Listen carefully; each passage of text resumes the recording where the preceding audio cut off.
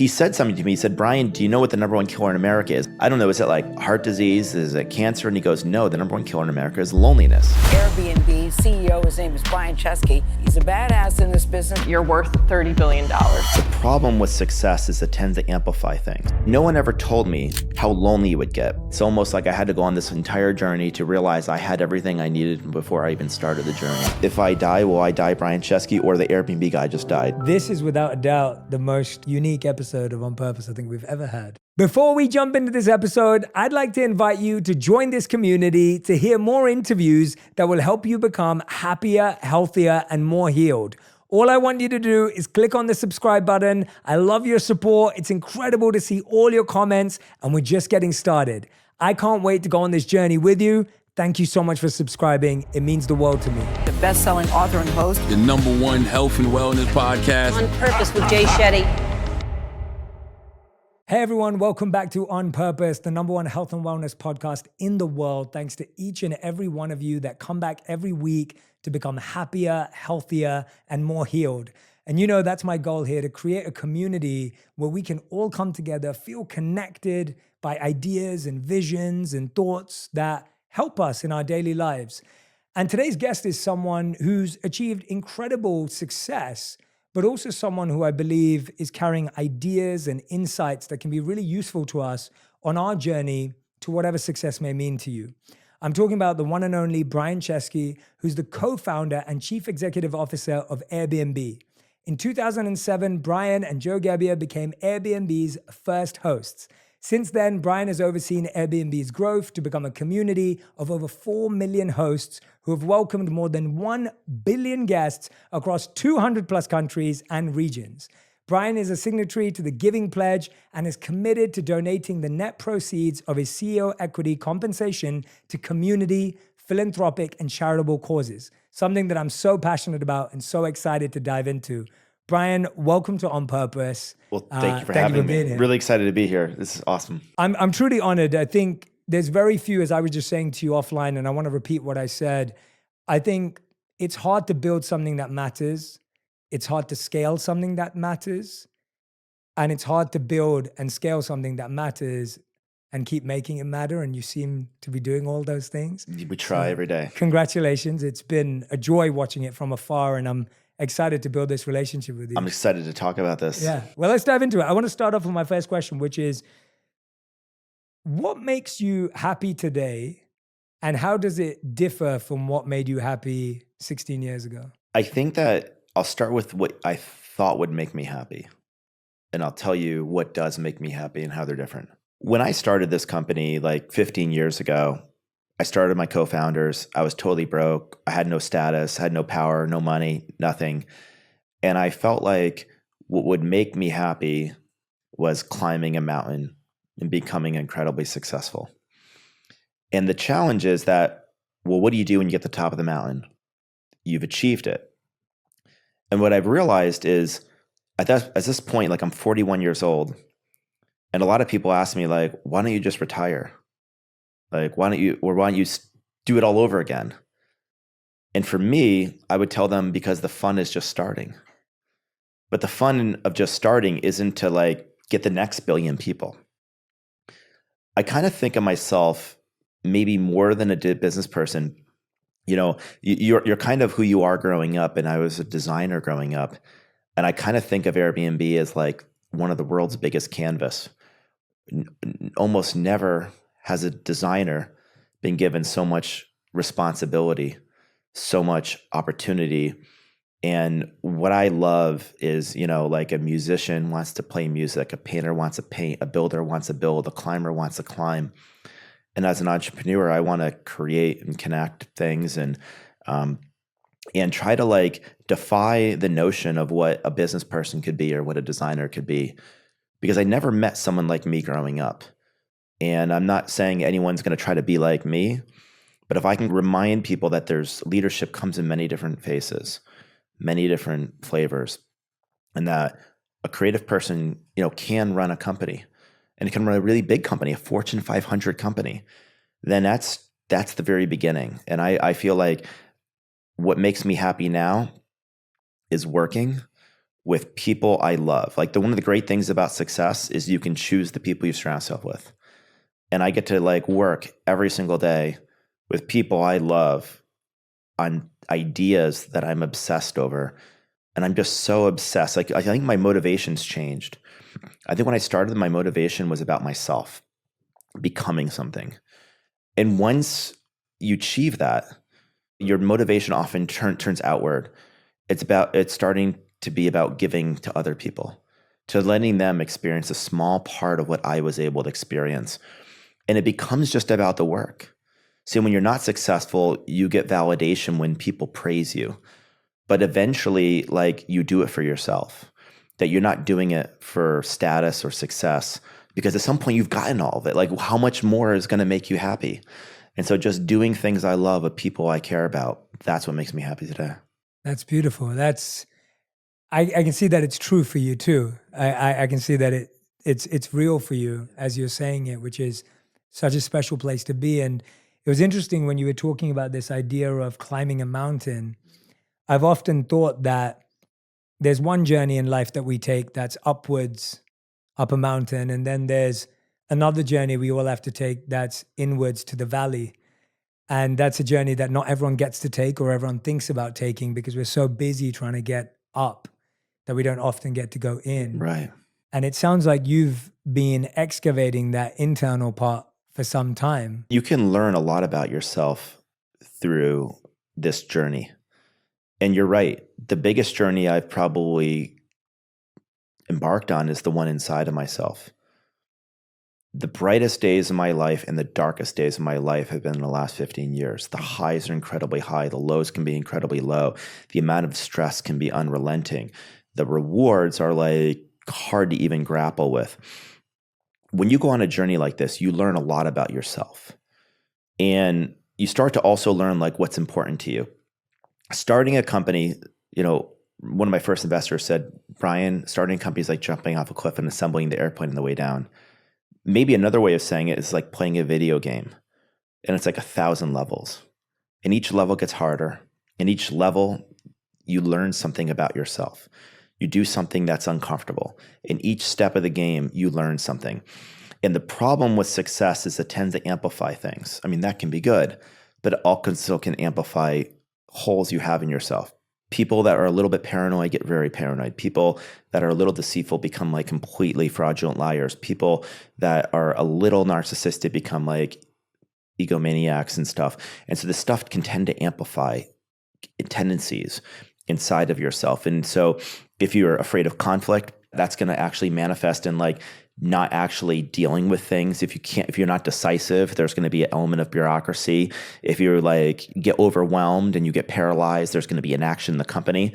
And so you learn so much about yourself. And through this process, I probably learned more about myself than I even have about business.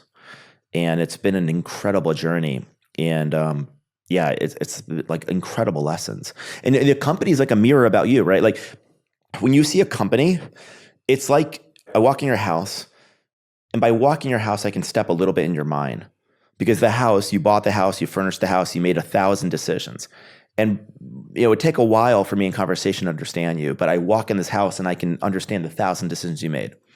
A company is like that, but it's like 100,000 decisions or 1,000,000 decisions. And so by seeing the company, you can like see into the person's mind everything they do. And not even everything they do, but everyone they surround themselves with and the culture they create and and that's the thing that's like so crazy. I'm intrigued. You said something there that really stood out to me. You said that the happiest thing and the best thing about being successful is that you get to choose the people you worked with. You obviously built this with friends. Yeah. And that's how it started. It started in a place of being around people you love with. What was the biggest point of challenge in building something with people you love as you grow it? And what is it that you experienced? And what was the biggest lesson that you took away that actually kept it going? Because I can imagine as you're describing highs and lows, all of this change for 16 years, but here you are still building it together. Think about how many stories you heard of founders. It's like a band. They come together and then eventually the band breaks up and people don't stay together. They resent each other. Maybe things end very ugly. It's like a band, except like it becomes so much bigger than a band because it's not just the three of you. Imagine a band that starts as 3 people and ends as 3,000 people. And that amount of pressure, the amount of spotlight, the money, the changes in like people's status and positioning, it can do a lot to break people up. But also, unlike a band where maybe, not to say you just have to agree on like where you perform and what you sing, with a company, you have to agree on like who we're going to hire, what we're going to call, what markets we're going to go into, what's the prioritization, like who we're going to raise money for. I can go down the list of like the thousands of things you have to agree to. And with Joe, Nate, and I often say it's really good to start a company with friends. Not everyone has friends to start a company with, but you want that reservoir of goodwill. And we made a decision. The decision was that no one decision is going to supersede our friendship and our relationship, that we're never going to have, we'll debate, we'll argue, but we'll never allow a situation where winning an argument is the most important thing. Because if you think about a company as 100,000 decisions, it could also be 100,000 arguments. And if you get stuck on the first debate, or you like somebody won a debate, okay, great. You have 99,999 more things to discuss. And so the lesson I learned is, I mean, first of all, Jay, I was lucky. And a lot of people, when I say I was lucky, they think, oh, you were at the right place, the right time, with the right idea. And I said, well, maybe. But there's something I was much luckier about. And what I was most lucky about, what made me most fortunate was I met Joe and Nate, that we had this unbelievable chemistry. One time we had to do like some personality test. It was like one of those core wheels. And we took this like personality test to see about our chemistry. And they plotted our like personalities, and they formed a perfect equilateral triangle. Not always you're going to find people that are perfect complements to you. I'd say a couple things. Number one, you want to have a team with people that you are friends with or could see yourself becoming friends with, that you have a deep love and respect for, that you're going to probably spend more time with your co-founders than your spouse or your family. If it goes well. If it doesn't go well, then maybe not. But that's the best case scenario. That people that have shared values, because you can debate anything so long as you're trying to climb the same mountain and the same belief system. If you have different values, eventually those are going to become irreconcilable conflicts. But you probably also want complementary skills. The worst case is people with different values and same skills, right? We do the same job, we step in each other's toes, and we're trying to go in a different direction. And so I think the final thing is just this mutual love and respect and never losing sight. You know, one of the things I tried to make sure of is like, even as CEO, I wanted to try to make sure that like Joe and Nate, you know, were included in things, and I wanted to always make sure that people referred to us together. We thought of us as a unit. When I went public, you write a founder's letter, and a lot of people write the letter and they just sign the name of the CEO. I made sure that it was from all of us and was representing all of us. I feel like they are the heart and the soul of the company. And it's like, you know, parents, like, you know, not every child has the fortune to have multiple parents.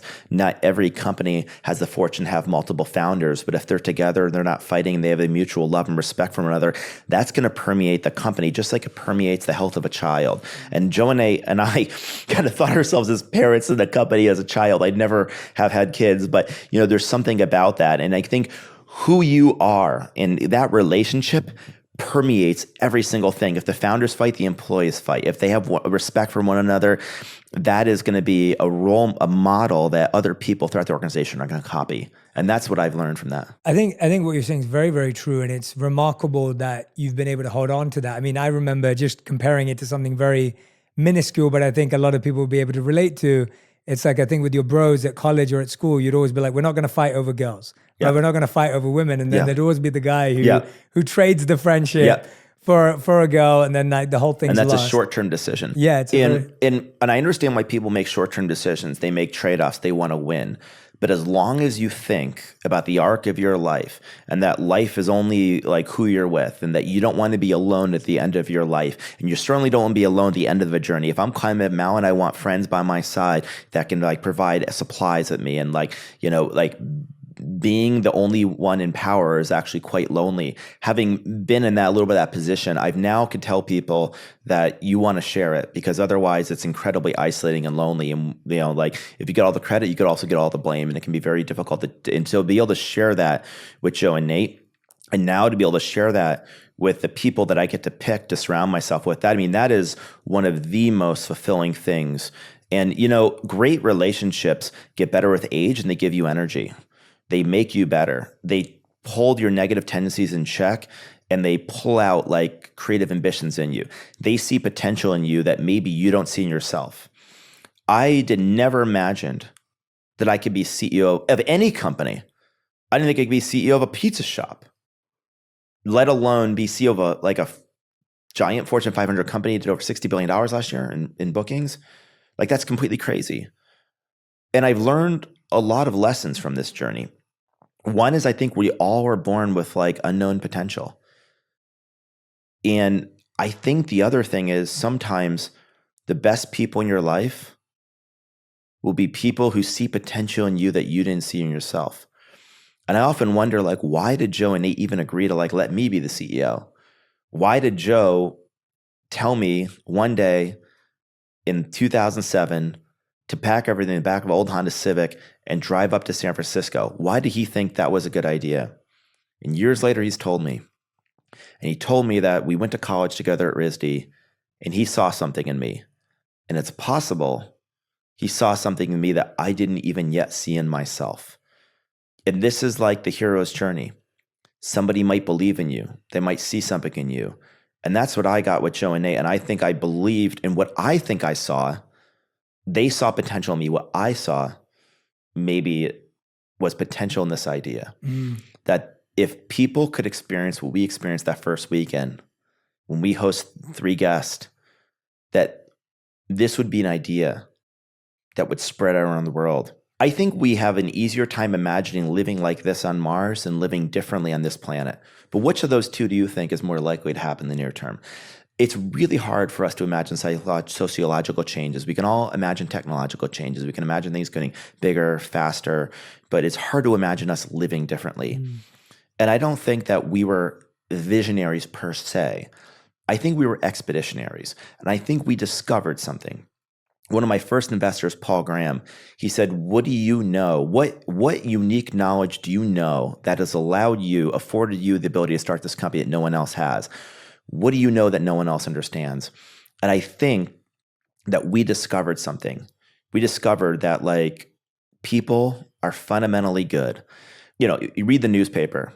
I think Chief Justice Earl Warren said, I don't turn to the front page of the newspaper. It's filled with man's failures. I go to the sports page. It's filled with man's successes.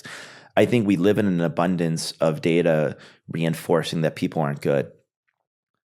And we have probably as much data as almost anyone, because in the last 15 years, 1.5 billion people have used Airbnb, 1.5 billion guest arrivals in nearly every country in the world. More countries, I think, than Coca-Cola. Nearly the population of LA every night living together. And it's only reinforced what I think we naively believed in the beginning, these 2 simple ideas, that people are basically good. They're 99% the same. I think that Joe and Nate believed in me and my potential to be this company. I think we collectively believe in the potential of each other. And I think also that this idea would be one that could spread around the world if only we could figure out how to communicate it to people. How special. I mean, that is something that I definitely got a mini version experience of. I just finished 40 City World Tour. Really? For my second book. And we probably met about 100,000 people on the way at those events. And much, much smaller than the 1 billion bookings. But I would agree with those 2 sentiments so strongly. They were 99% the same, and people are all overall good. If people believed everyone was basically the same, then how could you hate someone else? Because to hate someone else is to hate yourself. And I think that we spend a lot of energy in society celebrating the 0.1% that makes us different. I think there's a good part of that. We call that diversity and heritage and culture. But there's a dark side of believing that we're like all very different. And that's that we believe that people are the other. And that therefore it's harder to have empathy with somebody who isn't us.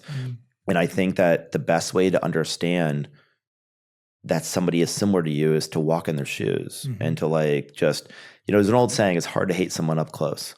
And I think there's something weird that's happening where the more digitally connected we seem to get, the less physically connected we sometimes get. And I wonder if that has a way of like confusing us about people that we might argue about on the internet. No one's ever changed someone else's mind in the YouTube comment section. But if it's hard to live with somebody or to walk in their shoes and not change your mind? How could you not change your mind about something? Because that would suggest that like you've experienced all of life up to that point, and that you feel your opinions are fully formed, and that no new data could ever change your mind about anything. How could that possibly? How do you even have your opinions in the first place? Based on probably experiences. And so how could you not change your opinion by new experiences with new people? And that's kind of the simple way we think about it. Yeah, I'm so glad you raised this idea of, you talked about the incredible friendship that you have with your co-founders, but at the same time, you brought up this idea of loneliness, and you said you never want to be lonely at the end of a journey. You never want to be lonely at the end of building something big. And I think in the world today, we are seeing loneliness proliferate. And it's the loneliness of not that we're not around people. It's not loneliness that we're not surrounded by people. It's that we're surrounded by people, but we don't feel understood. We don't feel seen. We don't feel heard, that we feel that we have to be someone apart from ourselves, even around the people that we're closest to. And so the idea of loneliness is expanding away. People are feeling disconnected from each other. Yet you're talking about 16 years ago, you and a bunch of friends feeling so close to each other. When have you felt lonely in your life, and what have been your next thoughts and steps that you've taken from that point? I think loneliness, which is like the darkness or the absence of connection, and love and connection have, in hindsight, been some of the driving forces in my entire life. If I were to think about my journey with loneliness, I think I grew up as a little bit of a lonely, isolated kid. I was interested in art and design, but I also played sports. I didn't really feel like I fit in growing up. I kind of felt like an outsider. I went to the Rhode Island School of Design, where a lot of people who felt that way would come together. But even at RISD, I didn't feel like I fit in there. Even as a hockey player? Even as a hockey player at art school, like kind of like I went to like a military like private school, and then I went to an art college, and like I kind of had a foot in each and not fully like and I had maybe issues of authority. I didn't really fit in. It turned out to be a huge benefit to being a tech founder, but of course, who doesn't want to fit in? Growing up, like so much of our desire is to belong, because I think to belong is a deeply human trait. We're tribal. We grew up to be in tribes of like 50, 100, 150 people, and to not be part of that tribe and not belong in a prior era would be a death sentence. And I think that ultimately today, we're probably living in one of the loneliest times in human history. If people were as lonely in yesteryear as they are today, they'd probably perish, because like you just couldn't survive without your tribe. And I think that for me, I didn't realize that this was a thing that I was fighting throughout my life. And so when I was 25, turning 26, I started with my two co-founders, and we became the family. We became a family that I hadn't had for 10 years since I left the house. And then suddenly we were a family, the three of us, and we're just hanging out together. We lived together. We all like woke up around the same time, around 8 a.m. We'd work till midnight, and then we'd do it the next day. We'd go grocery shopping together. We'd like go to the gym together. It was very communal. Then we hired people that were basically our friends. We wouldn't hire anyone we didn't like. And then we didn't have a lot of work-life like boundaries. Everyone was young. We didn't have families. We'd go out like drinking together and hang out together and dinner, and that became like a family. It became like a community. And that was incredible. And it was this deep, rich connection. And those were some of the closest friendships I ever had. But then something happens. We go on a rocket ship. And then I go from being a founder to a CEO. And I was one of three founders. And then I became one CEO, an individual role. And as I became a CEO, I started leading from the front at the top of the mountain. But then, the higher you get to the peak, the fewer the people there are with you. And no one ever told me how lonely you would get. And I wasn't prepared for that. And I had this guilt about not working, because so much of my life was about being successful. Probably if I were to dig deep, because I thought that would make people love me, and that was probably adulation, but I probably didn't know it back then. And I probably thought that by being successful, I'd feel really different. And I remember I got to this point where I was already feeling pretty isolated, and then the pandemic happened. And I'm living by myself in a house, and I'm finding myself on Zooms 24/7, like 16, 18 hours a day, for an entire year of 2020. I, help with the team. We navigate out of a crisis. People were predicting some people were that we would go out of business. We stared into the abyss and we got in a foxhole. We turned the company around. We took it public. And the day of our IPO, we reached $100 billion valuation. And remember, if you told me $1 million is more money I ever imagined growing up, my parents are social workers. That was an unfathomable amount of money. And I remember after going public, is oh my God, there's this amazing exaltation. It was amazing. I'd gotten to the mountain and then I wake up the next day and my life is exactly the same. I'm alone. I wake up, I put on sweatpants, I go on to iMac and I have 10, 12 hours of Zoom meetings. And I just don't really have much of my life outside of work. My work was my life. And then I remember having a 40th birthday party and I had to make a list of people to invite. And never in my life have I tried to make a list of who my friends are, but when you have to make invitations, you have to make a list. And I made a long list of people. And then I kind of went down the list and I said, when's the last time I talked to these people? And I realized that almost every single person in the list, if I were to ping, I'd have to catch them up in my life. I couldn't just dive into something because I had not maintained those relationships. And it was just something that started, and I started noticing, I started feeling more isolated. I would have more negative ruminations and stuff. And I didn't know at the time that I was lonely. I knew I was isolated, but I didn't know that also meant loneliness. And I thought, I have all these people around me. How could I possibly feel this way? And there were a couple people that entered my life that gave me some awareness and consciousness, one at the deeply personal level and one more at the professional level. At the personal level, I ended up actually becoming friends, and a person who became a mentor to mine was the former president of the United States, Barack Obama. And it was a kind of a crazy story where I like many people met him in the White House, and then we keep in touch after the White House, and he became a bit of a mentor to me. We developed a relationship, and initially it was a purely professional relationship. But by 2021, after we went public, he kind of told me, I kind of told him what I was feeling, and he said, I think you're kind of lonely and you probably need to renew friendships. And he described that he had these 10 or 15 friends. Most of them he was friends with before his presidency, and they kept him grounded and rooted. And your roots come from your past, and your past is often your relationships. Because I kept asking him, how didn't you lose your mind? He's like, it's hard to lose your mind when you have deep connections and relationships to others. And this is around the time I was totally realized I hadn't maintained relationships. So one of the most important things I decided to do was renew the relationships that were in that invite list, those people that I hadn't really kept in touch with. And so I rekindled relationships with my college friends. And I committed that we'd take 1 or 2 trips a year. Because the problem is if you don't see your friends, you only text them, the only things you can talk about are the same old stories from 20 years ago. Or you can talk about other things in your life, but you have no shared experience. In Zoom, in phone calls and text messages are not shared experiences. You can only talk about an experience you had. And so I did that with my college friends. I did it with my high school friends. I started spending more time with my sister and other people in my life.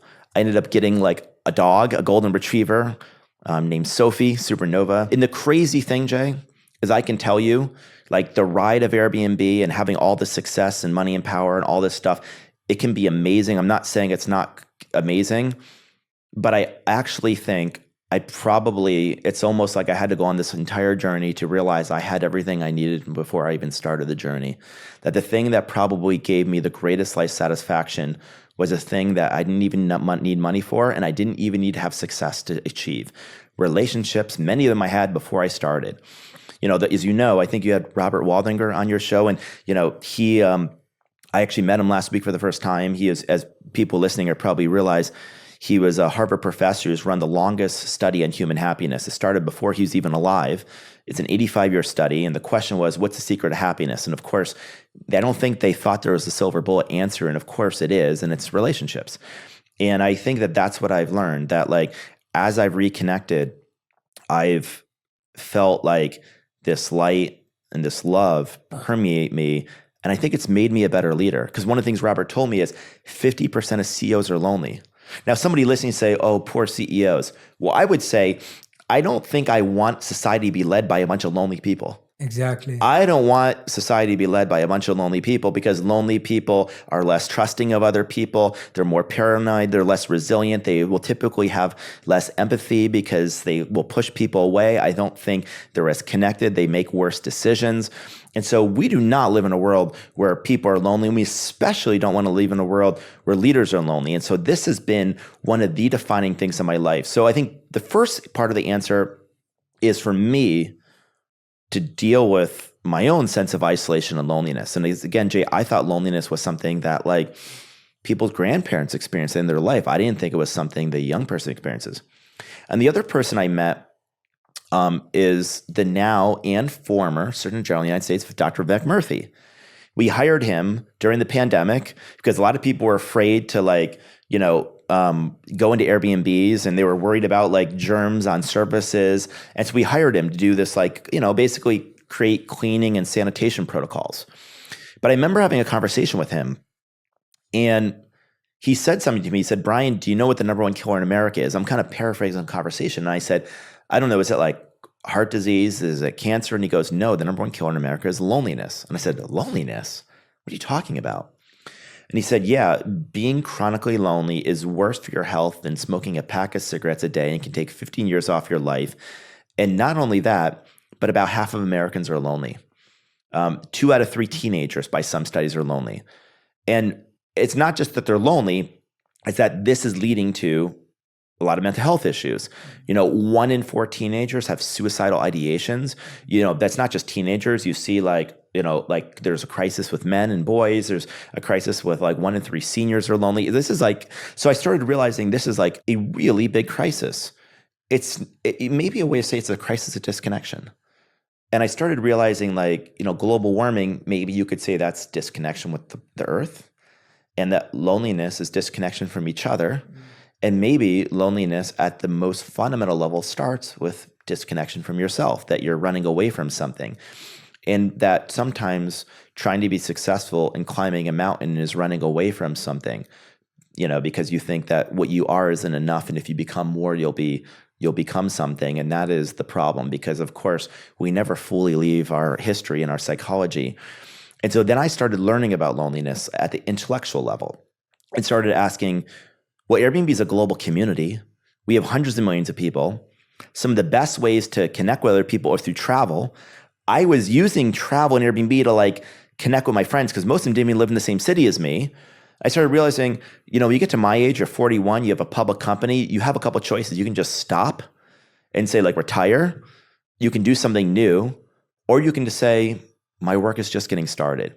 And for me, I want to keep getting a return for shareholders and make sure if people give me money, they feel like it was a good decision. If employees put their trust in me, it was a good career decision. And I want all that to happen, but that can't be enough. That there's got to be something more. The artist in me, the designer in me wants to solve a problem. The problem can't just be a stock price. It's got to be something greater. And I have one of the biggest canvases in the world of any designer ever. And what I want to design is not products. I want to design connections between people. And so I started learning about loneliness. I started realizing that modern life seems to be making people lonely.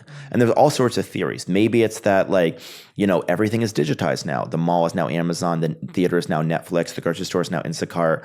The office is now Zoom. And I'm a proponent of all these things. I use all these services and I love them.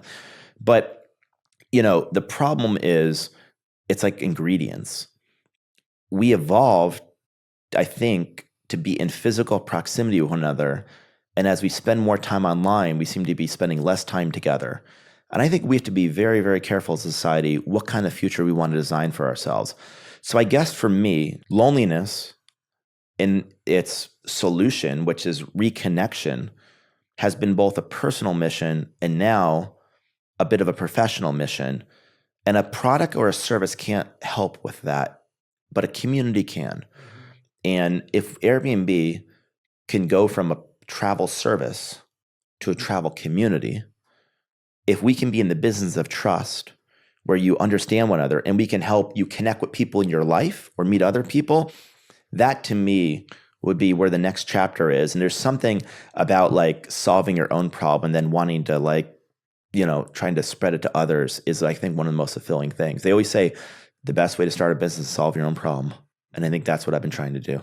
Thank you for coming to my TED Talk. That was a masterclass on loneliness. And I mean that. And it's beautiful to see how it can so deeply correlate with what you've already built. And I think that's what, as I'm watching you and as people are listening and watching, I want you to take this away, that you're not neglecting or negating any experience you've had. You're actually collecting. They're awesome. And bringing them all together and saying, look, actually it's additive. I think a lot of us have this tendency in the material world to build something, go, it wasn't it, throw it away, Right. and then go try and build something else. And actually what you're saying, actually, I built this thing, it's great, but actually it could be so much better, and it's just the beginning. Exactly. And I also think that, like, I'm not saying it never would have mattered and don't try to be a tech founder and don't try to achieve success. I'm just saying they're ingredients. Yes. And that if you do it alone and you don't have relationships and you do something to fill something in you, it's not going to fully do that. But if you do it because you love it, and you get to do it with people you love, and you can do it out of a sense of gratitude and giving to other people. You know, Steve Jobs, one of my heroes, used to say, I get to work now with Johnny Ive. Wow. He started a firm called Love From Me to You. And that was the theory that Steve said. Steve said the best way to show your love for the species is to put your heart and soul into something and give them to them. Steve said that design is the fundamental soul of a man-made creation that reveals itself through subsequent layers. And I think that ultimately my motivation has gone from more extrinsic to more intrinsic. That at this point in my life, I'm less worried about what people think. I don't really feel like I have to prove anything to people. Either I already have or I never will at some point. And I think at some point it just becomes about the thing. I just want to do the thing to the purest best of my ability and to feel like I give to others. And this is the other thing. It's amazing to be able to buy things and have things. Those experiences are awesome. But the things that probably give me most joy is like sharing things with others or giving things. I totally get now. I never understood like why people like giving away things. I didn't really understand it. It was not intuitive to me growing up. I was parents of social worker. I was kind of middle class. And now I realize there's, I don't want to say a selfishness to it, but you get something. You get something from giving. It's not just this moral obligation. You actually get something. And when you get is this sense of love and connection by giving something. And by giving love, you kind of get it back in return. Mm-hmm. And I think ultimately, like, I think me as a leader, I never saw something like me growing up. Like I went to design school and like, no, there was this weird thing, Jay, where I get to RISD, the Rhode Island School of Design, and there was this obsession about getting design in the boardroom. And Joe and I were like so like audacious. We thought, why should design be in the boardroom? We can run the boardroom. Mm-hmm. But of course, like designers, the people never thought started companies. And there's an old saying, art is a question of the problem in the world and design is the answer. And Joe and I wanted to seek answers to problems in the world. And one answer was we can't pay rent. So we created this thing called Airbed and Breakfast, Airbeds instead of beds for Airbed and Breakfast. But ultimately, you know, I think a business person, I am a business person ostensibly, but I think a business person's goal is to make money and a designer's goal is to solve a problem. And of course, I'm doing both. I probably sit at the intersection, but I don't get out of bed every day to make money. I get out of bed every day to like design something amazing. And of course, I can pay money, I can fund it. And that's just a kind of motivation. And that probably can keep me going for a really, really long time. And I find that a lot of companies, they get really cold as they get big. That you start something for love. You're the customer. You talk to the customers. And at some point, the company grows. And you start with the head and the heart. You're like putting your love into it. You're intuitive. No startup is data-oriented because there is no data. If you have an idea, there is no data. So you go off your intuition. You do something because you believe in it. And then at some point, you get so big, the company gets financialized. There's a lot more data. And you start making decisions with the heart and now with the head and one side of your head. And you look at the Fortune 500, how many CEOs in the Fortune 500 are truly like, have any creative background whatsoever, identify as creatives? Almost none. Okay, how many boards? There's 12 members on average of a Fortune 500 board. That's like probably 6,000 members in the Fortune 500. How many boards have like creative people? Not many. How many executive teams have it? And so I guess the question is like, there's nothing wrong with the scientific method. There's nothing wrong. It's great. But we talk about diversity a lot in corporate America. There's a type of diversity we need. a diversity of artists and scientists, of head and heart. You need all those things to solve the biggest problems today. And if Airbnb could be viewed as like a design-driven company, like the world's biggest RISD project that just never stopped, you know, a company with like a sense of a spirit, a sense, you know, our logo is like an inverted heart. It was meant to be this idea almost of this like beating heart, like this lifeblood that would flow through the community. And I'm not saying we do all that. That might be an ideal that we've never gotten to. But you can. But we can, or we'll die trying. Yeah. You've sparked a lot of thoughts for me that I'd love to share with you, that you've reminded me of so many things. My mind is connecting so many dots with what you're sharing.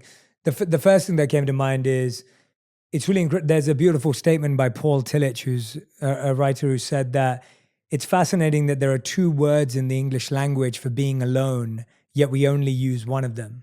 And he said the two words are loneliness, which is the word we use, and the other is solitude. Oh, yeah. And when you said we're disconnected from the earth, we're disconnected from each other, but really we're disconnected from ourselves, Yes. It's because of a lack of solitude. And Yes. when I lived as a monk, being comfortable being alone was the first lesson of the day. Wow. Because the idea was that And how do you learn how to do that? well, there's many techniques. One of the first techniques is if you just sit with yourself for long enough, you start to see so much in yourself that what you connects back to what you said at the beginning.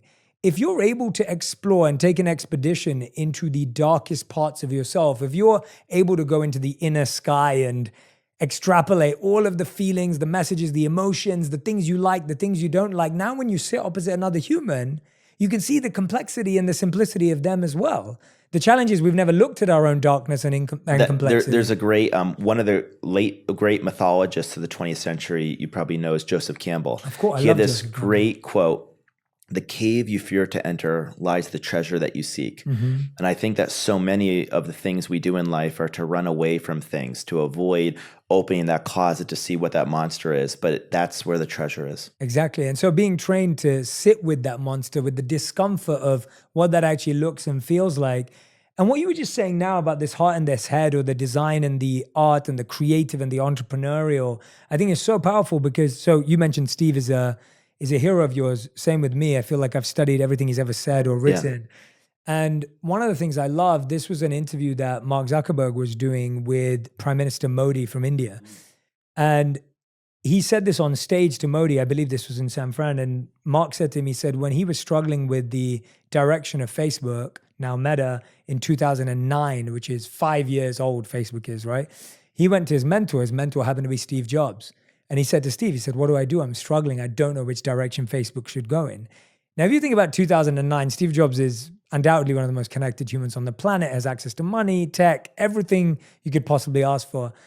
And Steve says to him, I want you to go and live in an ashram in India. Wow. I want you to go live there. And I promise you, if you go there, you'll figure out the direction of Facebook. And Mark said he actually went to that monastery, that ashram. And he said in that ashram, that's where he decided that at that time, Facebook was about connecting people. Oh, wow. And I didn't know that story. Yeah, and what I find fascinating, the reason why I like to share that story is I'm always fascinated by what a tech entrepreneur thinks as much as what I'm fascinated what a monk thinks, because it's that cross-pollination. It's that extreme of diverse thought where those two things don't collide. They don't have the same agenda. We're not living in an echo chamber. When you're talking to an artist and an entrepreneur, there's no echo chamber. You've broken it open now. And so for me, MIT did a study on that where they found that the most innovative employees inside an organization were people who didn't know people who knew the same people. There were people who knew people who had random connections. So their network chart was completely uncorrelated. Whereas people who had networks who were correlated were less likely to be creative and entrepreneurial. There were fewer unknown discoveries. Exactly. And I feel like in my own life, like Steve has this saying, you can't connect the dots looking forward. You can only connect them looking backwards. I grew up playing ice hockey. I played team sports. I went to a military high school, design college, where I first studied fine art, then design. Then I went to MIT for a semester. We had a cross-enrollment product development program. Then I went to Los Angeles as a designer at a firm.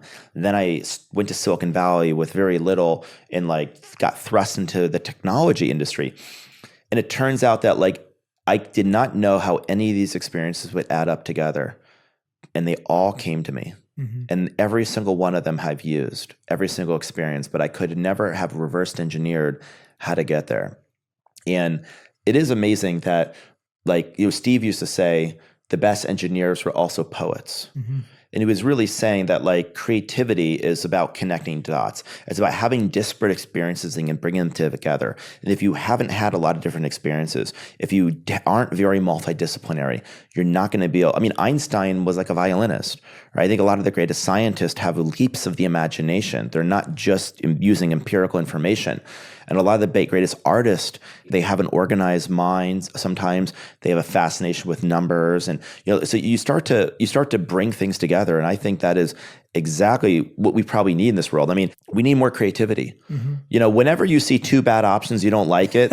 The right answer is the third option. The third option is one you haven't come up with yet that requires novel, innovative, imaginative thinking. Where does it even come from?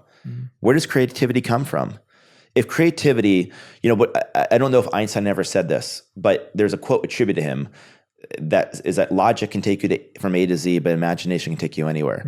I love that quote. Don't know if he said it, but I believe it. But where does that come from? Where does imagination and creativity come from? I think it comes from a sense of openness. It comes from curiosity.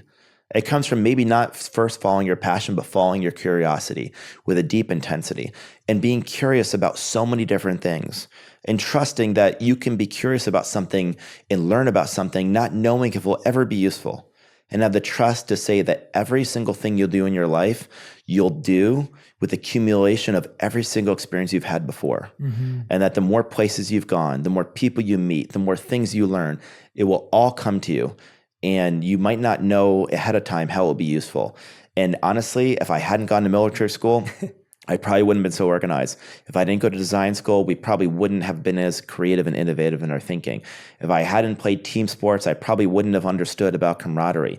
If my parents were social workers, I don't think I would have had this focus on service and connecting people. And I could never have imagined any of those things being useful. Because growing up, I didn't know what I wanted to be. I wasn't athletic enough to be a famous athlete. I wasn't handsome enough to be an actor. I wasn't good enough singer to be a musician. I did not think I was going to be an astronaut, politician. And so I'm like, I don't know who I'm going to be. I don't know what I am. And like the word entrepreneur was a word I'm not even sure I heard of growing up. It was like, to me, it was an obscure French term. I didn't know what it meant. And I saw Walt Disney as a kid on television. I thought one day I'll work for him, not thinking I would start a company just like him. And I never imagined that was possible. I guess we're all born with unknown potential, as I said before, but you have to live experiences, as many as you can. You put them together. And I hope my story inspires people, not for the remarkableness of it, but the ordinariness of who I was before. To say that, like, if I joined you mentioned the Giving Pledge.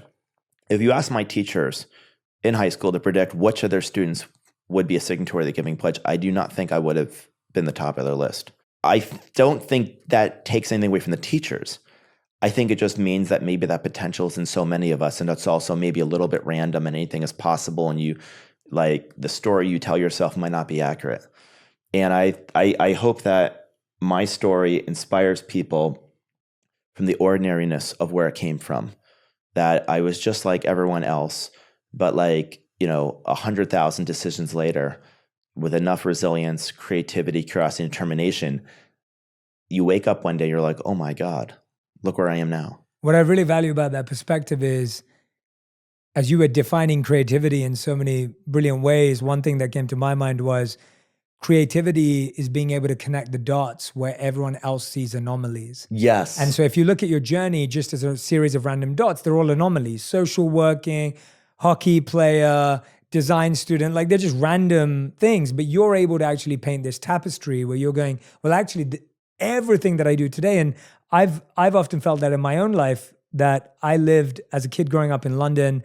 My favorite subjects at school were art and design, philosophy, and economics. Those are my favorite things in the world. Spent my entire life being immersed in that world. When traded it in to go to Cass Business School to study management science with a focus on behavioral science because I thought it gave me a career, only to give it all up, the safe job, to go live as a monk. Right. To then come back to the real world, go back into the world of business because I just had to pay the bills and survive, went into consulting, then came out and do media now. And I completely agree with everything you've just said. Probably the thing that makes you so unique is like you were a monk and you are an entrepreneur and you lived in London and you lived in New York, and like the accumulation of all those experiences together. Correct. It's the end. Is made you who you are, not one of them, but all of them. And I think that like the one advice I would give my college self is to try more things and have more experiences and don't seek status. And part of the reason why one should not seek status is because we can't even predict what industries will be around in the future. Like growing up, status to me was like, I don't know, it was like being an investment banker or something or something. And I don't know, it was like fields that may not even totally exist in their current form in the future. So, you know, I like to say like, you should do things you're good at, but you tend to be good at things you're interested in. You should seek out whatever you're curious about, whatever you're interested in, and then you want to get to the frontier in some way. At some point, you'll learn everything and you'll get to the edge of all that's known about that subject. And that is an uncomfortable period where you peer off the ledge of a cliff. And that is where you enter a frontier. And if you can then peer over the edge of the cliff and then get a little bit further and extend our understanding, give us a little bit more land, that is how you like add to, as Steve Jobs said, that's how you give your love back to the species and create something for other people. And I think it's amazing that like anyone can do that. You know, you can do it because anyone can do it at any scale, you know, and you can do it in your humble way, like on the side, something small, or you can do it in a really big way, but it feels the same no matter what the scale. You just told us what you'd say to your younger self. If you met your younger self now, let's do this exercise. What do you think your younger self would say to you? What would it be proud of? And what would your younger self say, we need to reconnect with this? The first thing my younger self would say is, oh my God, how did you do all this? And I would be totally perplexed. When I started meeting my friends, I said, this will be huge. One day, thousands of people will do this. Like that was my sense of what was possible. It's hard to dream of something you've never been exposed to. And it's hard to imagine becoming something when you didn't have any data that you could ever do anything like that in your past. And so I do not think my younger self, let's say my college self, did not think I could run like a Fortune 500 company, you know, for every $1,500 spent in the world, $1 spent on Airbnb. Did I think I could lead an organization that's facilitating on? No, I did not think I did. And so that would be probably the thing I would be like surprised in a very positive way. Mm-hmm. But the other thing I would probably say is, wow, I'm 41 years old and I live alone. And I probably thought by now I would have a family. And I've always wanted to have one. And I think that for all the like attention, adulation I get, I think I would have maybe looked at my life now or my recent life and identified a little bit of isolation. And I think the lesson is a couple things. One, I think that things have happened in a different order than I imagined. It's hard to predict. I didn't think I'd be this far along in my career, and I probably thought I'd be further along and have something different in my personal life. And I also I would hope the college me would tell myself now, you don't have to keep proving something to anyone because you've proven more to me than I ever thought was possible. And I think that like part of me, and this is probably true of a lot of people, we have this tape loop of like, whatever we thought of ourselves as a child, like it's just frozen in time, it's repeating ourselves, and you just compulsively just keep doing something. And like many people have addictions, and I probably had one that was probably work. And I think I would hope my childhood self or my younger self would remind me that, you know, maybe there'd be a wisdom that like the happiest periods of my life were with other people. Thank you for that. Thank you for opening up and going there. Yeah. I felt that. What is a thought that you say you have too often? I wonder what they'll think. Speaking of Dr. Waldinger, Robert Waldinger. I love Robert. Yeah, he's a good friend. But I met him last week for the first time, and you've had him on your show, right? Yeah, we've spent a lot of time together. I love him. Something he told me last week that really stood out to me. He said one of the biggest regrets that people have in their life is having lived their lives worrying what other people think. And I kind of understand why, like from a like evolutionary standpoint, like you kind of have to care what people think because you have to fit in. And if you don't fit in, you don't belong. You're isolated. If you're isolated, it's a death sentence when there's the only thing you have is the village. But it turns out that like that is not true anymore, that like it's okay to be misunderstood. And that maybe it doesn't matter what people think, or maybe it doesn't matter what they think today. And that some of the greatest things I've ever done I was at least temporarily misunderstood. And maybe it only matters what a few people think. And maybe, just maybe, the person that most matters what they think is yourself, right? That you just listen to your own voice, not other voices. And I think if I can do that, artists will call that artistic integrity, right? You had Rick Rubin on the show. He talks about like the best way to make a popular song is to make something you like, and that's about it. Not make something for somebody else. And that's something I have to continue to do. And the crazy thing is, the more success you get, the more you start kind of performing for an audience. And you have to be very careful about performing for and appeasing an audience. And once you become something, people expect you to be that thing. Imagine like you having to be something forever. But what if you change? What if you grow? What if you want to do different things? And that's a challenge I have, right? The Airbnb brand means something. I gotta be careful about changing that brand. It stands for something. And yet, I, as a person, am not meant to be the same person every year. I mean, how could I be? I learn, I grow, I change, I have new experiences. And so having the permission to continue to change and evolve and not be so self-conscious of what people think, that's something that I always struggle with, because I don't know, part of me, I think I'm like a people pleaser. And one of my challenges historically is like some people like, I'm like, I don't always like interpersonal conflict. I like to appease people, make them happy. And that's got a good side. And it also can be a bit of a prison over time. And the bigger you get, the higher the walls get. I want to just point out something you said that was so subtle, but so powerful for everyone who's listening and watching. I've never heard it put that way, but the idea that we often think it doesn't matter what people think. And you said it doesn't matter what they think today. And that was so subtle, but so powerful, because I think when we live in a world where we're like, oh, it doesn't matter what anyone else thinks, it can be negligent. But the idea that it doesn't matter what they think today about what I'm thinking. And thank God. Yeah. Thank God. You know why?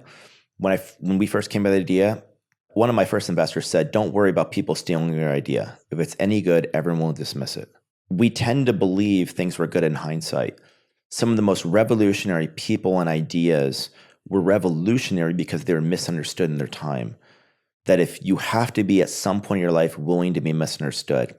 And the solitude you can have are two things, I think. Number one, to not be so attached to it, to realize that ultimately you can't predict the outcome, just do what you believe, follow your heart. And if it's true, whatever has happened is meant to be. But the other thing you can do is to escape into the future, to say, to have this, we call it a vision for a reason. You envision something that people don't see yet. And say, I'm willing to be misunderstood to try to follow this thing. And if I believe it enough, eventually other people might see it. And if you are able to be misunderstood just for a little bit, that's what it feels like to truly revolutionize something and change something. There's a beautiful statement, which is probably my favorite, which you've just encapsulated so well. It's from Charles Horton Cooley. He wrote it in 1896 or something like that. So he said this early, and when you hear it, you're like, wow, that was said yesterday. He said, the challenge today is, I'm not what I think I am. I'm not what you think I am. I am what I think you think I am. Oh. And he said, we live in this perception of ourselves. So we don't even know what we look like. We are who we think other people think we are. And that's twice removed from yourself. And that distance we create from our understanding of ourselves versus what we think someone thinks of us. Totally. How will you ever know? What do you think is something you are still trying to understand about yourself? Or if you think you misunderstand a part of who Brian is, what are you still trying to understand? I think that we tend to have an outdated image of ourselves. And that makes sense, right? Like think about it, I'm 41 years old. So my image of myself is the average of the last 41 years. And if the average of the last 41 years, the median is 20 years old. And so I still see myself a little bit like that person. And most people see me today. And a lot of people are going to see me for the first time right now. And that's their impression. And that's a delta.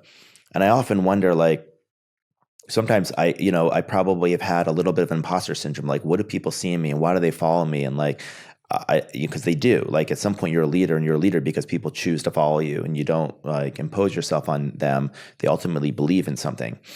And I think I'm still trying to like maybe come to terms with that. Like, what does this all mean? I think I'm still trying to understand what will make me happy, especially at a personal level. I think I've found what will make me happy at a professional level. I was really lucky that I discovered something that I love very early on. I found a perfect harmony between what I was good at, what I loved, and what kind of society valued. And those things just clicked into place and I was able to find it. But I think that I've been on a lot longer journey to figure out like what will make me happy, like in a larger sense of the word.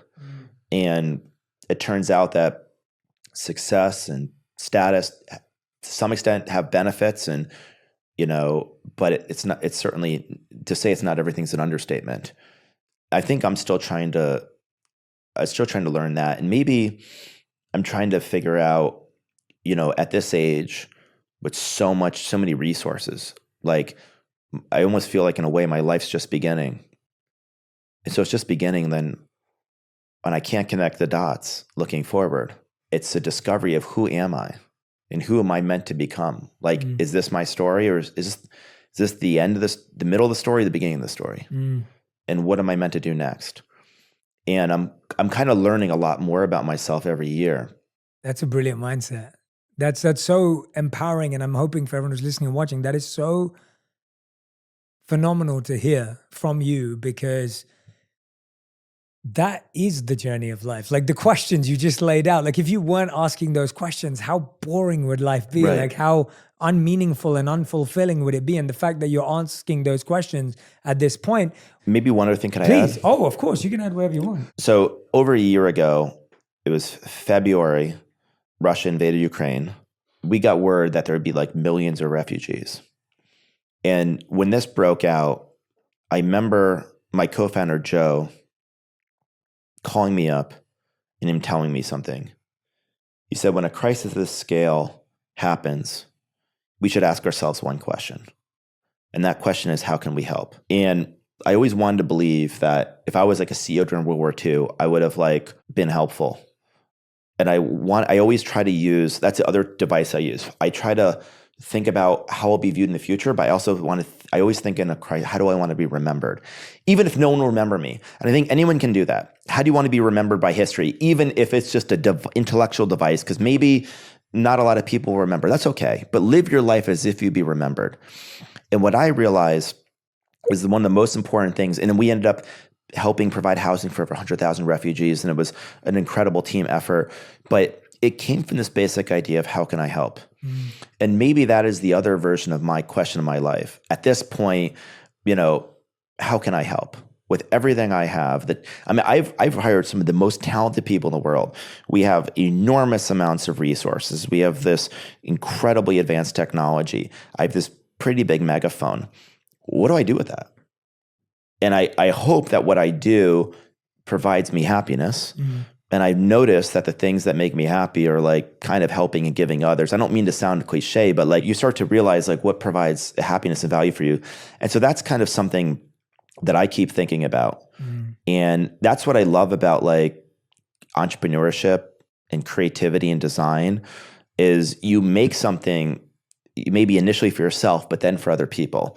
And the real joy is seeing them use it. Absolutely. I think I was really fortunate when I lived as a monk. Service was trained as the highest act.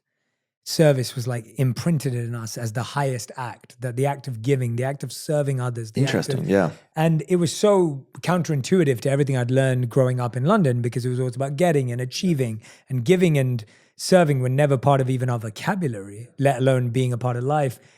And I realize now, and I see that today, that when anyone gets to a point of getting everything, all they can do is give it away. Yes. In a way that fuels Yes. them to a mission that is aligned with their purpose, not just wherever it goes. Exactly. But in a meaningful way.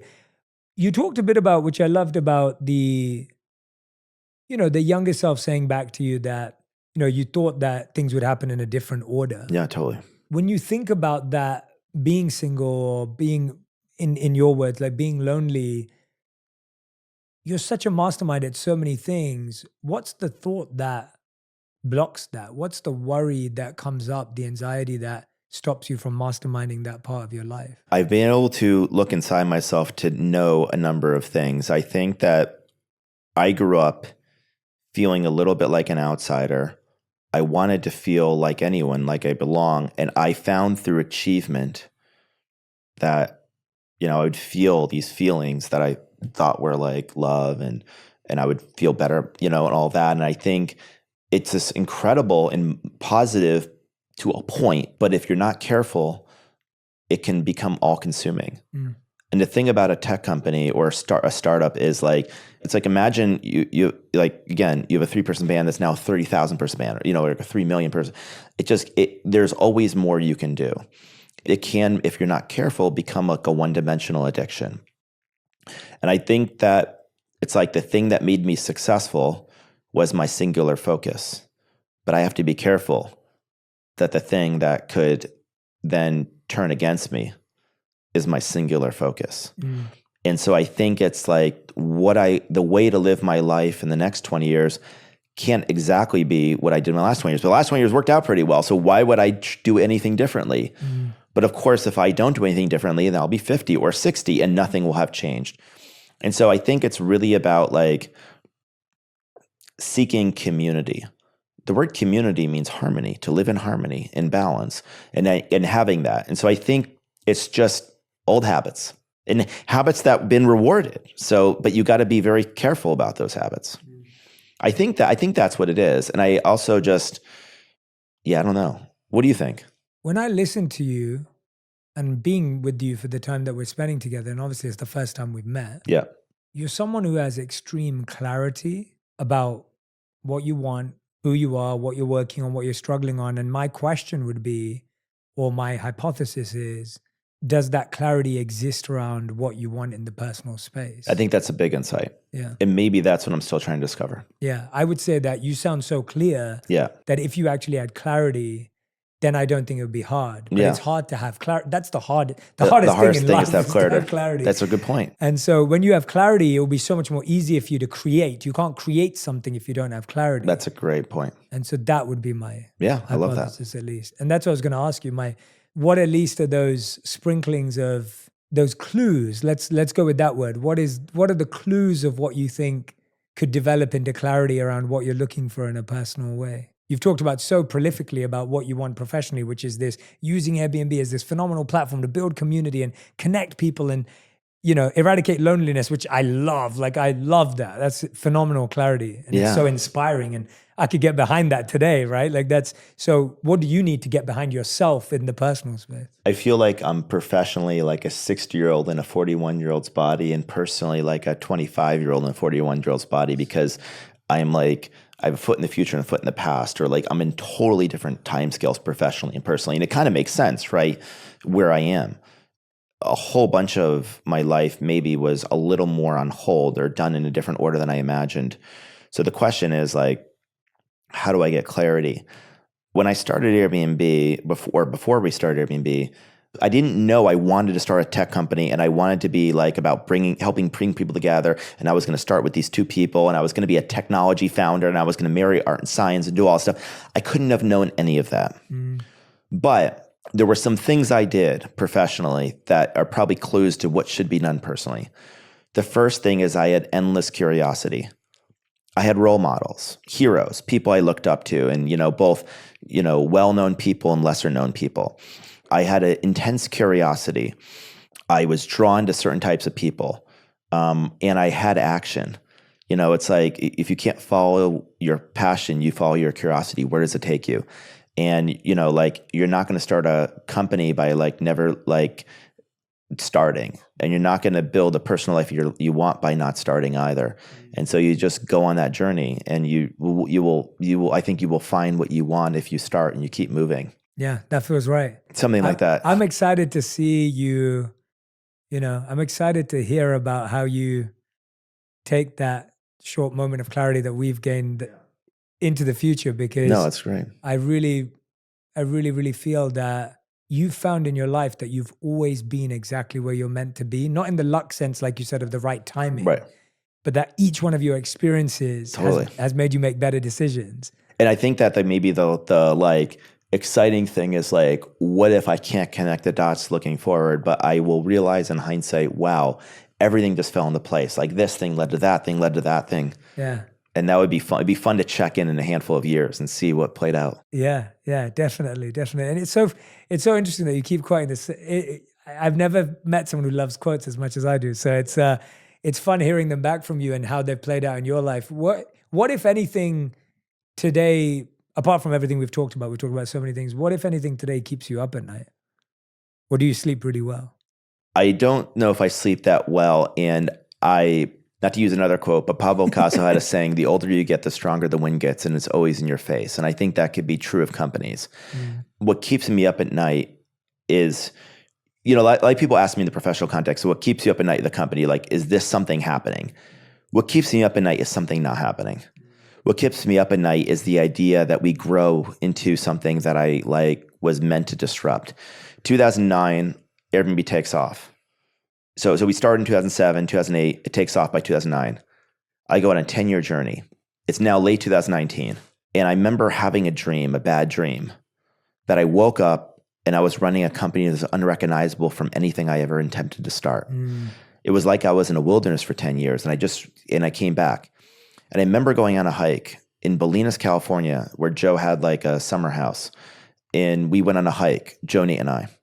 And I told them about this dream, and they said, well, what did you find? I said, I was horrified because the company we set out to start is unrecognizable we have today. And they go, what do you mean? I go, well, people are complaining that it's big, it's bureaucratic, it's slow moving, people are more complacent, cost is rising, growth is slowing. It's starting to feel like a corporation. And I didn't know what to do. I felt like we needed to not blow it all up, but change it all, take the house back to the studs. But the problem was we're about to go public. And that's a really bad time to do that. But I have this image in my head of this kind of company that I want to have. This image was to build the most creative place on earth, to build the world's biggest startup, to build a company that was felt small, that was completely focused not on a product or service, but a community.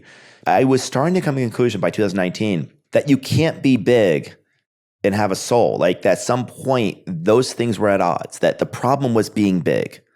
And I didn't know what to do. And all of a sudden, we get word in February 2020 that our China business has collapsed by 80% because this thing called COVID. We're like, what's COVID? And then within 8 weeks, you lose 80% of your business. And I've never had a near-death experience, but it's been described to me as your life flashes before your eyes. And I had a near business death experience. And then suddenly everything became clear to me. If I was sitting in this chair 3 years ago, I would not have been clear. I don't think I would have the clarity I had today.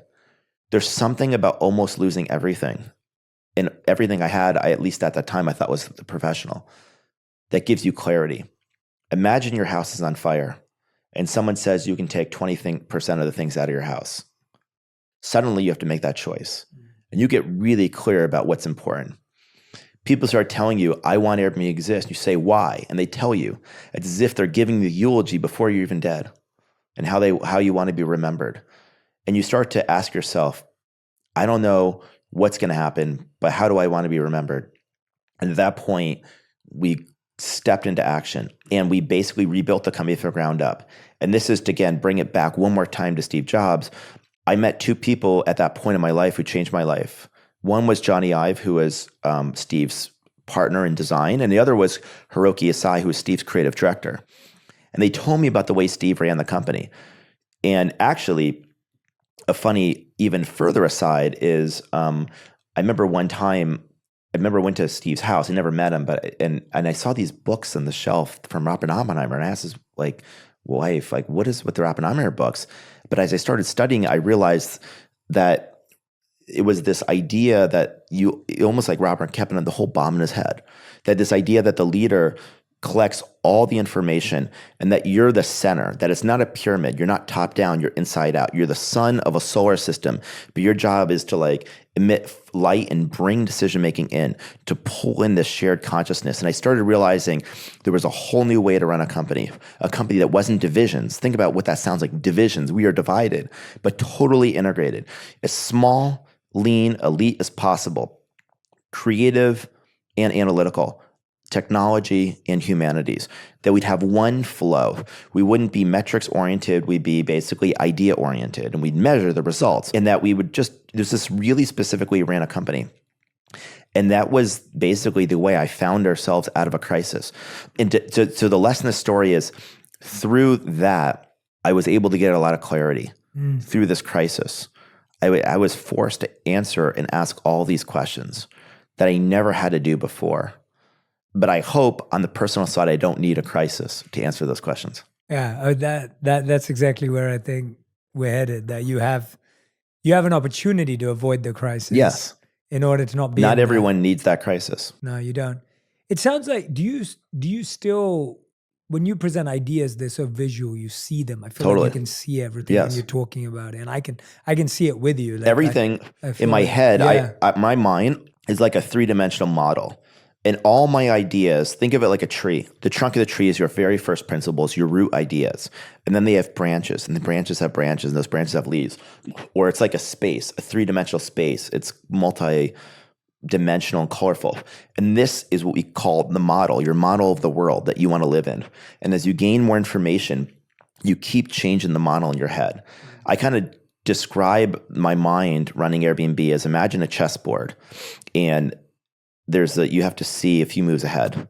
Now imagine like a die, a 1,000-sided die, each playing a separate game of chess, all simultaneously, anticipating and understanding relationships. As hard as that is, if you can start to organize all the ideas in your mind, but not be rigid, continually changing and orienting it, this is how I tend to see things in 3 dimensions spatially. It's really rich, vivid colors. And that's just how I think. I think other people will think in abstract thoughts or numbers. Some think in terms of language. But that's how I do it. And it probably doesn't surprise you given my background. And do you see yourself in that, or is that happening and you're observing it?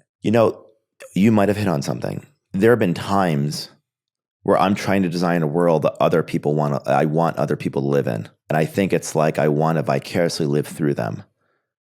It's like I want to design this house that's the nicest house in the world for everyone to live in, but I'll be in the workshop designing the house. And sometimes I have to stop to say, maybe I should step inside that house.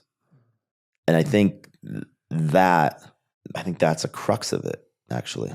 And to answer your question, I sometimes see myself in the house, and sometimes I see myself just kind of almost like a monk, or in a technical and design monastery, and that's kind of what the pandemic was. I described it almost like a monastery, except with Zoom.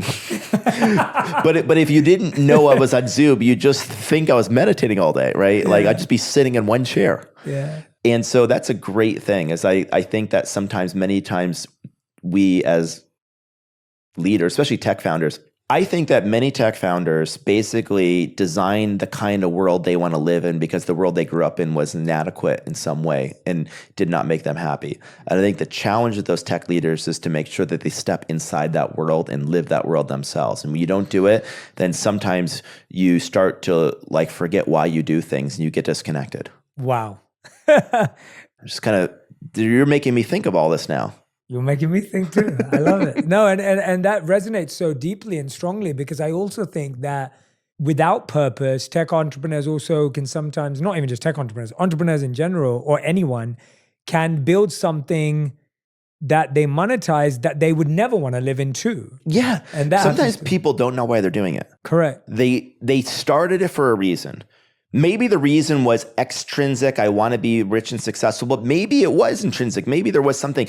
But even so, then you find yourself waking up one day asking, why am I still doing this? And the number of people that forgot why they're doing it? The number of people that are self-driving cars, there's a destination that's in the car, they're driving towards it, but they don't even know what that destination is. And that's when you don't look inside yourself. And if you're not careful, you will basically be on a superhighway going somewhere, not knowing why you're going there. And you may wake up and end up in a destination that wasn't where you intended. I think having this clarity is so important.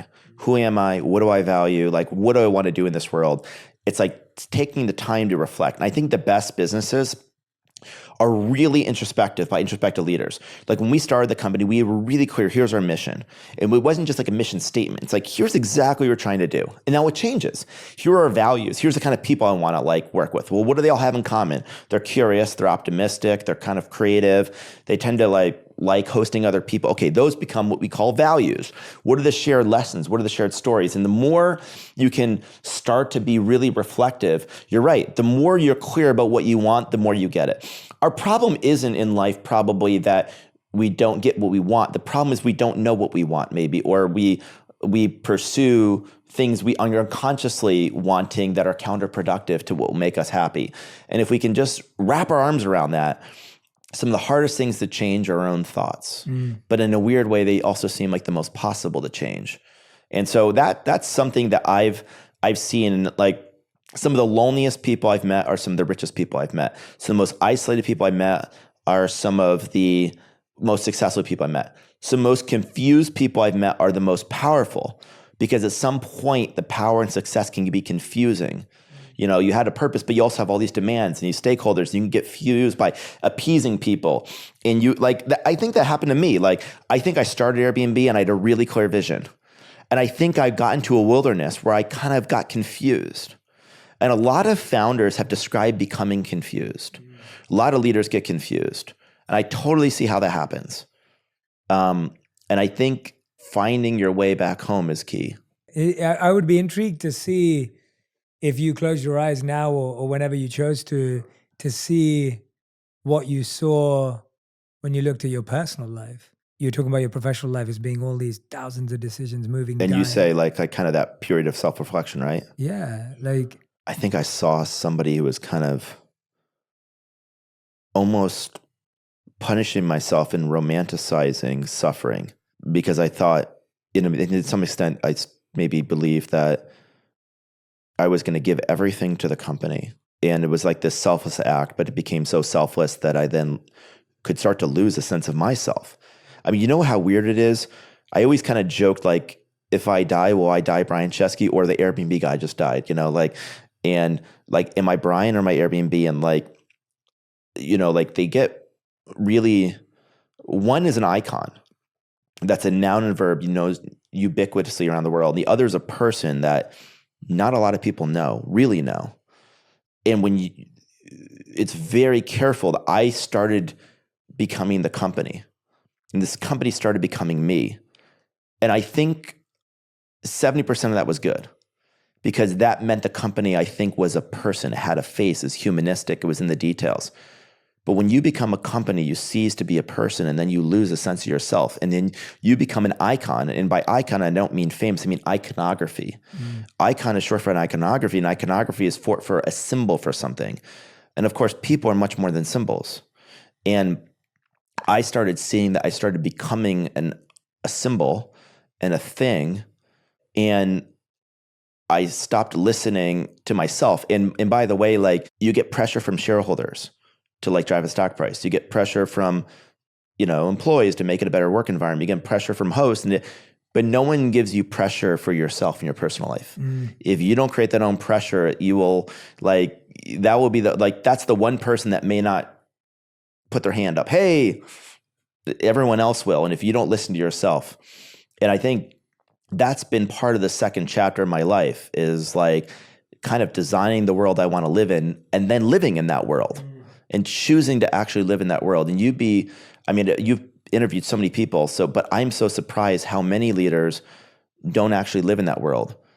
I tend to think that like some of the most successful people are people that they get so disconnected from what they intended to do when they started. And so reconnecting, I mean, so much of this, I guess I tend to see everything through that lens, but so much of it is about reconnecting, that reconnection, that path back home. I love what you were saying about the iconography and how the human meshes with the iconography. And you described earlier maybe everyone does that. I just did it in a bigger, sorry to cut. No, I just did it in a bigger way. Like you could totally get how like I and Brian at Airbnb, they start to merge. But I bet you even people who don't have a giant company, who they really are and the person they're like supposed to be are merging. And as those two things merge, you lose who you really are. I mean, it's method acting.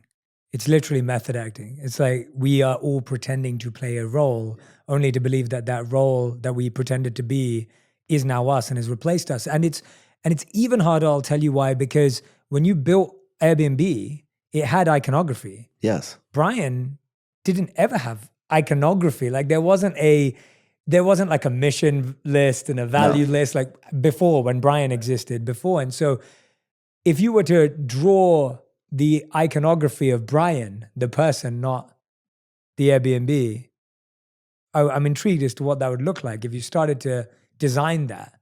I see a child. I see like a childlike curiosity and energy and love that I think I've always held on to.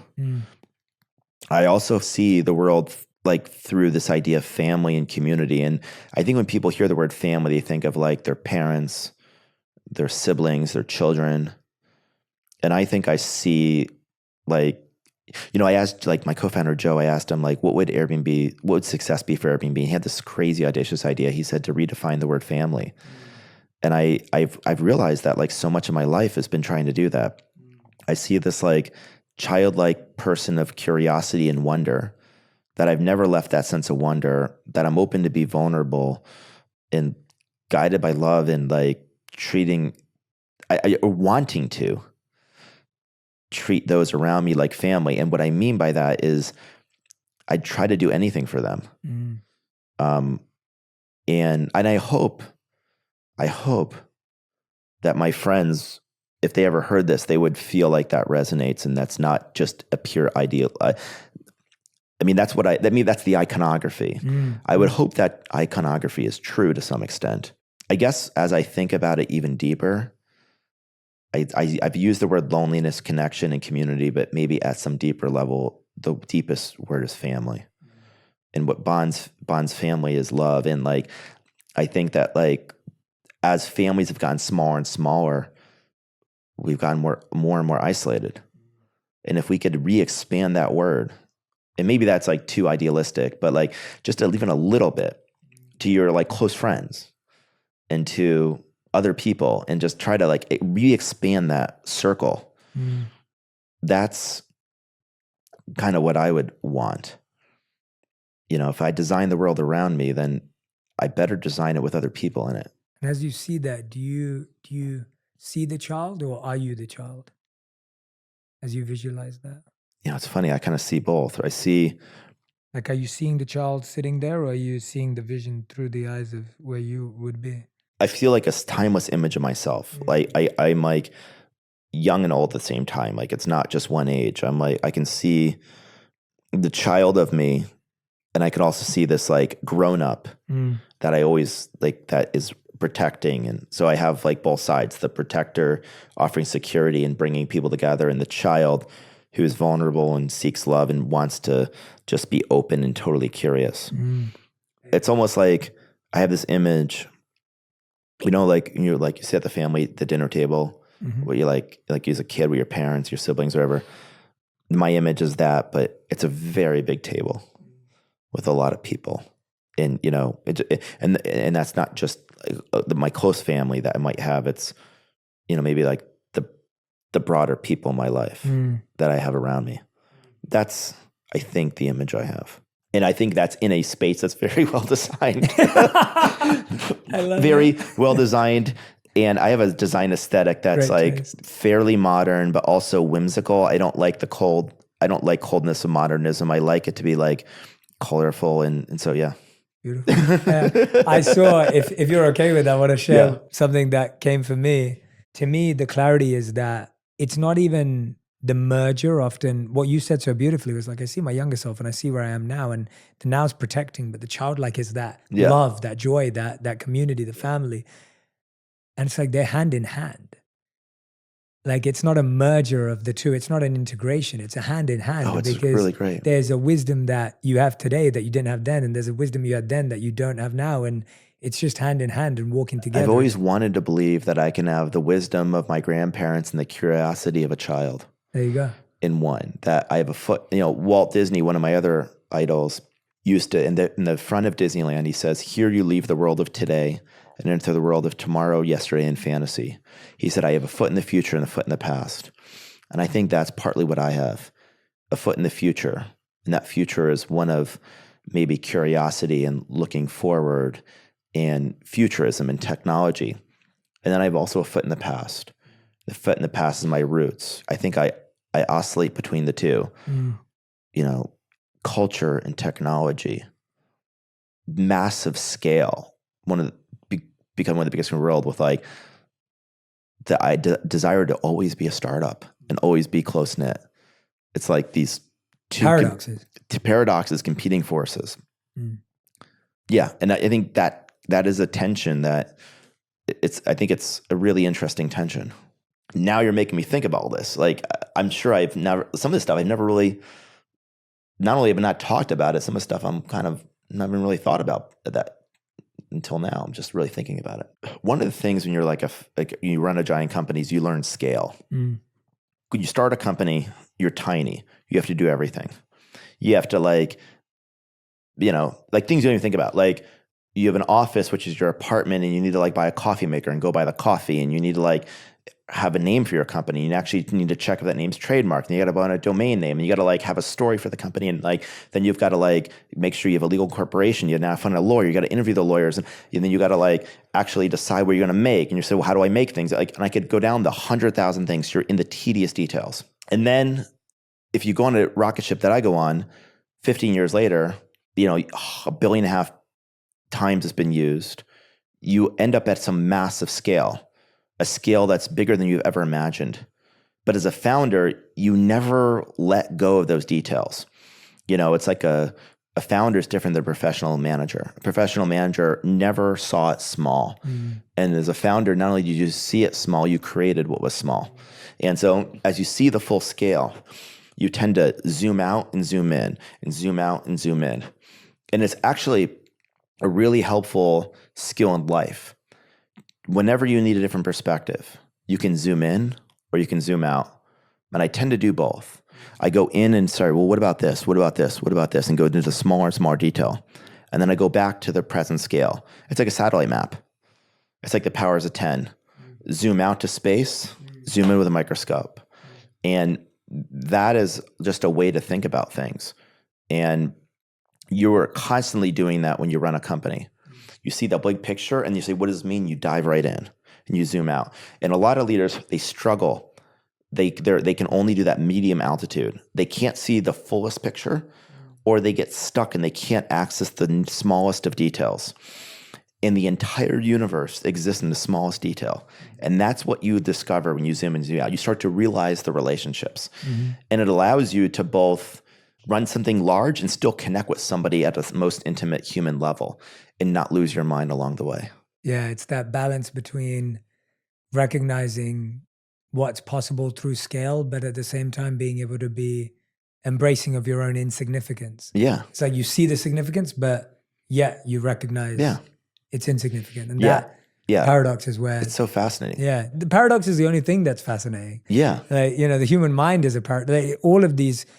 Everything that we see that's magical about the world is a paradox, that everything's connected, but everything's doing its own thing. Yes. Right? Like the ocean and the sun are doing their own thing, yet they're connected, yet they're doing their own thing. And I think the more you start to see why I want to scale, you sort of see, you're right, that more and more things are connected.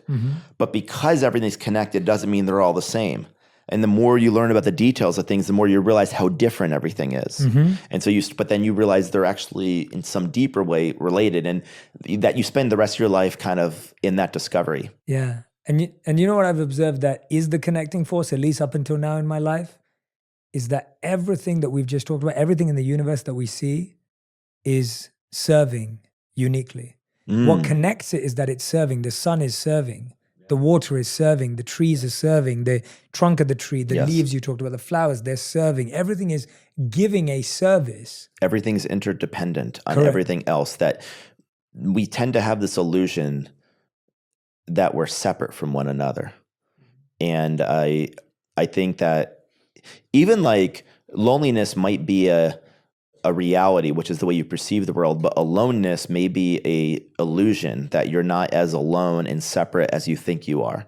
And I think that's a really good thing to remind yourself, and that we are like so much more connected to everything else.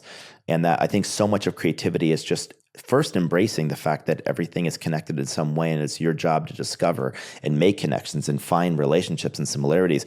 And by the way, that's a great way to connect with people, to know that like, wow, what makes them so fascinating is they're really different from me in some of these ways. But what is going to bond us is that we're actually so connected. And there are almost no humans on this planet that you don't have some fundamental connections to. And if you don't see them, you have to keep looking. And then once you keep looking, that becomes the bond, that becomes the thing that you share between them. And how do you do that? With curiosity and interest. Fascinating. Just be fascinated all the time. And it's almost like that's contagious. If you're fascinated, I'm fascinated.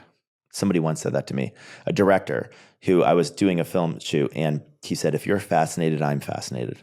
And I'm like, well, okay, like I really do. And it's like, and so well, what do you find fascinating? Yeah.